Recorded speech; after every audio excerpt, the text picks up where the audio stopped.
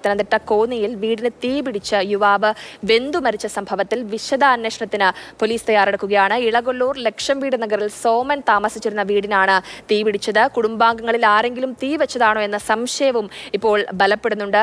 നമുക്കിപ്പം കൂടുതൽ വിവരങ്ങളുമായി CK അഭിലാൽ ചേരുന്നുണ്ട്. അഭിലാൽ, വളരെ ദുരൂഹത നിറഞ്ഞൊരു കേസാണ് ഇത് എന്ന് തോന്നുന്നു. കാരണം ഒരു വീട്ടിലെ മറ്റാരെങ്കിലും ആണോ, കുടുംബാംഗങ്ങളിലാണോ ഇത് തീ വെച്ചത് എന്നൊരു സംശയം ഇപ്പോൾ നിലനിൽക്കുന്നുണ്ട്. പോലീസിന്റെ അന്വേഷണം ഏത് തരത്തിലാണ്? പ്രമാടം ഗ്രാമപഞ്ചായത്ത് 5-ാം വാർഡിൽ ഉൾപ്പെടുന്ന സ്ഥലമാണ്. ഇളകൊള്ളൂർ ലക്ഷം വീട് നഗറിൽ സോമൻ വനജ ദമ്പതികളും അതോടൊപ്പം തന്നെ അവരുടെ മകൻ മനോജൻ താമസിച്ച വീടാണ് കത്തി അമർന്നത്. ഇതിനുള്ളിൽ കിടപ്പുമുറിയിൽ ഉണ്ടായിരുന്ന മകൻ 35 വയസ്സ് പ്രായമുള്ള മനോജാണ് വെന്തു മരിച്ചത്. ഇന്നലെ രാത്രി 8:30 സംഭവം. മനോജ് ശബരിമലയിൽ ഹോട്ടലിൽ ജോലി ചെയ്ത് വരികയായിരുന്നു. അങ്ങനെ ശബരിമല നട അടച്ചതിനെ തുടർന്ന് ഇന്നലെ പുലർച്ചെ തിരികെ വീട്ടിലെത്തിയിരുന്നു. വൈകുന്നേരം കുടുംബാംഗങ്ങൾ ഒന്നിച്ചിരുന്ന് മദ്യപിക്കുക, അതിനുശേഷം തമ്മിൽ തർക്കമുണ്ടാകുകയും ചെയ്തതായി സമീപവാസികൾ പോലീസിന് മൊഴി നൽകിയിട്ടുണ്ട്. ഇതിനുശേഷം അച്ഛൻ സോമനെ മനോജ് വീട്ടിൽ നിന്ന് ഇറക്കി വിട്ടതായി ബന്ധുക്കൾ പറയുന്നുണ്ട്.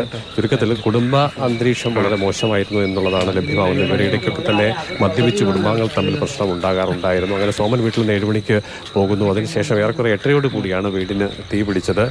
2 ചെറിയ മുറികളും അടുക്കളയും ഉള്ള വീടാണ്. സോമന്റെ ഭാര്യ വനജയുടെ സഹോദരൻ പ്രസാദിന്റെ ഉടമസ്ഥയിലുള്ള വീട്ടിലേറെക്കാലമായി ഈ കുടുംബാംഗങ്ങൾ താമസിച്ചു വരികയായിരുന്നു.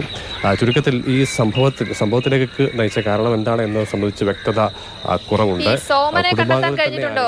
വെച്ചതാണോ എന്നുള്ള സംശയമുണ്ട്. അതേസമയം തന്നെ ഈ വീട്ടിൽ വഴക്കുണ്ടാവുകയും മകൻ ഇറക്കി വിട്ടതിനെ തുടർന്ന് സോമൻ ബന്ധുവീട്ടിൽ പോയിരുന്നു. പിന്നീട് ഈ സംഭവം അറിഞ്ഞ് സോമൻ രാത്രി തന്നെ തിരിച്ചെത്തുകയും പോലീസുമായി സംസാരിക്കുകയും ചെയ്തിരുന്നു. 2 സംശയങ്ങളാണ്.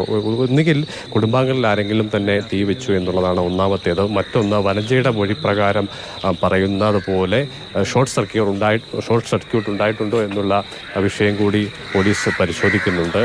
മുൻപ് ഏതാനും മാസങ്ങൾക്ക് മുൻപും ഷോർട്ട് സർക്യൂട്ടിനെ തുടർന്ന് വീട്ടിലൊരു ചെറിയ തീപിടുത്തം ഉണ്ടായിരുന്നു. അതിനാൽ തന്നെ ആ രീതിയിലുള്ള സാധ്യതകൾ കൂടി പരിശോധിക്കുന്നുണ്ട്. എന്തായാലും ഇലക്ട്രിക്കൽ ഇൻസ്പെക്ടറേറ്റിൽ നിന്നുള്ള ഉദ്യോഗസ്ഥർ ഇന്ന് സ്ഥലത്ത് പരിശോധന നടത്തും. അതിലൂടെ മാത്രമേ ഏതെങ്കിലും തരത്തിലുള്ള പദാർത്ഥങ്ങൾ ഉപയോഗിച്ച് തീ വെച്ചതാണോ എന്നുള്ള കാര്യത്തിൽ ഒരു വ്യക്തത ഉണ്ടാവുകയുള്ളൂ. ഈ സംഭവത്തിന് ദൃക്സാക്ഷിയായിട്ടുള്ള സമീപത്തെ വീട്ടിലെ ചേട്ടൻ നമ്മോട് സംസാരിക്കുന്നുണ്ട്. അവരും അത്ര അങ്ങോട്ട് ഗവനിച്ചില്ല. പക്ഷെ തീ ആളി കത്തിക്കഴിഞ്ഞപ്പോൾ നാട്ടുകാർ മൊത്തം അങ്ങനെ ഭയന്നു പോയി. ഞാനിവിടെ മെയിൻ സ്വിച്ച് ഓഫാക്കി ഗ്യാസിൻ്റെ കുറ്റി എല്ലാം കണക്ഷന് കൂടി കളഞ്ഞ് മുറ്റത്തും കൊണ്ട് കളഞ്ഞ് യാദൃച്ഛമായിട്ട് പിന്നെ മണ്ടക്കെങ്ങാണ് ഒരു തീപ്പൊരി പൊട്ടിത്തെറിച്ച് കഴിഞ്ഞാൽ പ്രശ്നമല്ലയോ, അടുത്തടുത്ത് വീടുകളില്ലയോ. അങ്ങനെയാണ് ഈ സംഭവം ഉണ്ടാകുന്നത്. അതേ ഉള്ളൂ. എന്നും മഴ, ഈ മദ്യപാനം അല്ലയോ. ഇത് ചെന്ന് കഴിയുമ്പം മുമ്പൈയിലെ പറഞ്ഞ പോലെ ചിലർക്ക് ബുദ്ധിമുട്ടുണ്ടാകും. ഇവിടെ വലിയ ബുദ്ധിമുട്ട് അവരുടെ ആ ഒരു ജീവിതം. ഇന്നലെ എത്ര മണിക്കായി സംഭവം ഉണ്ടാകുന്നത്? കാലമായി.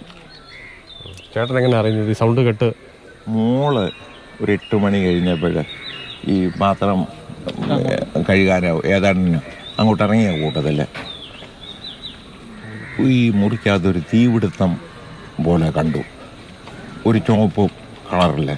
അപ്പോൾ എന്നോട് പറഞ്ഞ് രാജാ മുറ്റത്തോട്ട് ഇറങ്ങല്ലേ, ഇപ്പോഴേ തെക്കോട്ട് നോക്കല്ലേ, കാരണം എനിക്ക് ഈ നാട്ടുകാർ പറയുന്നത് എപ്പോഴും വളരെയധികം പ്രശ്നങ്ങൾ ഉണ്ടാകുന്ന ഒരു കുടുംബമാണ്.